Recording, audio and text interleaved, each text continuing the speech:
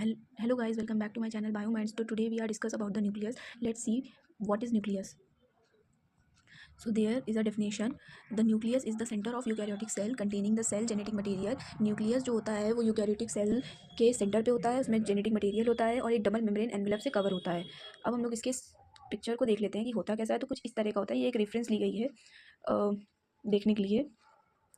अब हम लोग इसके स्ट्रक्चर पे आते हैं। अगर इसके स्ट्रक्चर को देखें तो इसमें न्यूक्लियोस्पोर होता है। न्यूक्लियोपोर जो होता है वो एक ओपनिंग होती है जहाँ पर मॉलिक्यूल्स आते हैं और जाते हैं, जैसे प्रोटीन और आरएनए। क्रोमैटिन होता है, एक फाइबर होता है, कॉम्प्लेक्स डीएनए भी कह सकते हैं, जो आगे चल के क्रोमोसोम बनाता है। न्यूक्लियोलस एक डेंस स्ट्रक्चर होता है जिसमें न्यूक्लियस भी होता है और ये रिस्पॉन्सिबल होता है प्रोटीन के सिंथेसिस का और प्रोटीन असेंबलिंग का।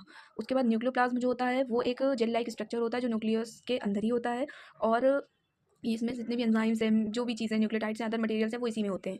न्यूक्लियर एनवेलप एक कवरिंग होती है, आउटर कवरिंग, जो साइटोप्लाज्म से न्यूक्लियस को कवर करके रखती है। अब इसके हम लोग फंक्शन के बारे में देख लेते हैं।